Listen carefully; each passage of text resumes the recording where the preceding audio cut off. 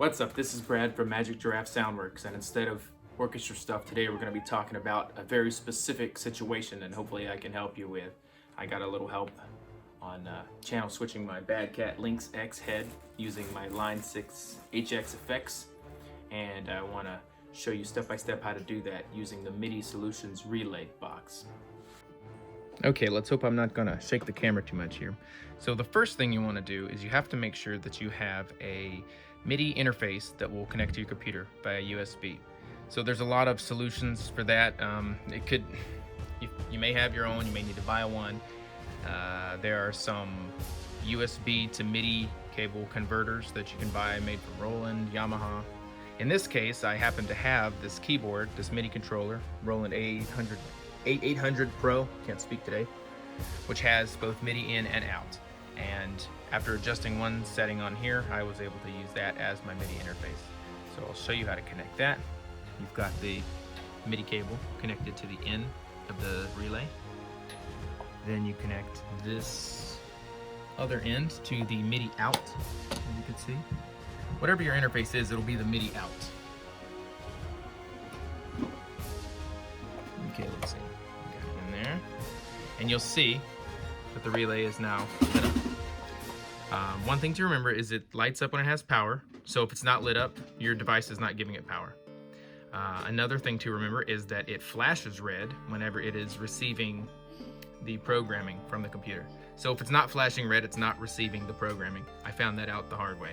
I assumed that, maybe it was too fast or too small of a program and it wasn't getting it, and it wasn't flashing, but that was not the case. All right, I'm gonna set the camera up here and hope it does not fall over. So this is, regardless of how still it is, this is actually a live shot of the relay as I'm doing the things on the computer. Simultaneously, I'm going to be screen capturing, so you'll be able to see exactly what I'm doing, and I'll put them together so that you can see how it should all look if it works right. All right, so the first thing you want to do is open up the program, which is called MIDI Solutions Programming Tools. You can get this from the MIDI Solutions support website. They have it for both Mac and Windows. I did see a note on there that after a certain version of the Mac OS it does not work. I believe it was Catalina. I probably should correct that and make sure I've got that right. Luckily I have an old Mac, so it's not a problem. Okay, let me actually make sure I'm capturing this first.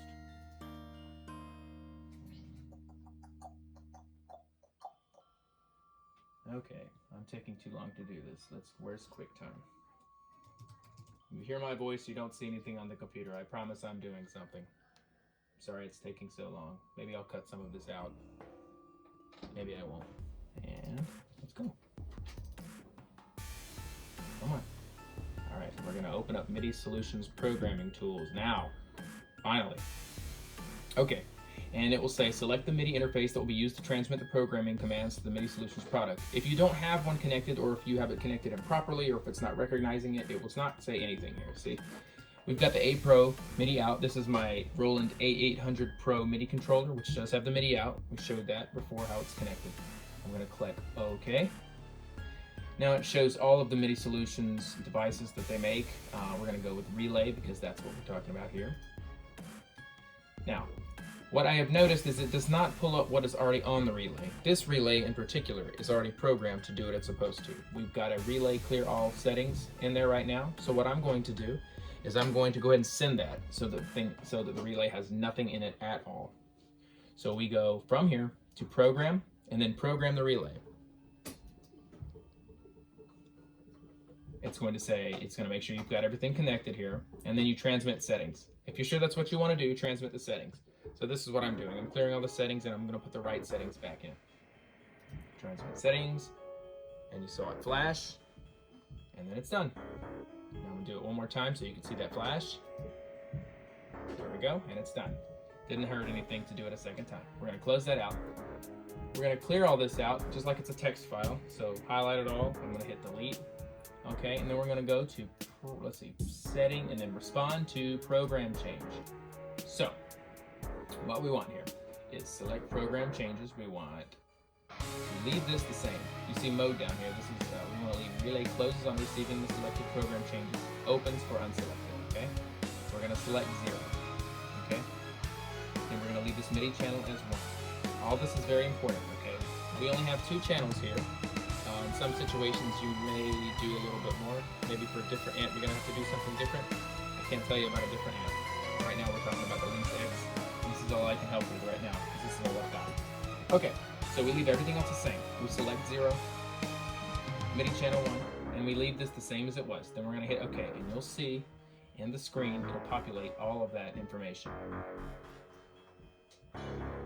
Looks pretty simple, and that's it. Now what we're going to do is go back to that program and then program the relay, and you'll see it flash again.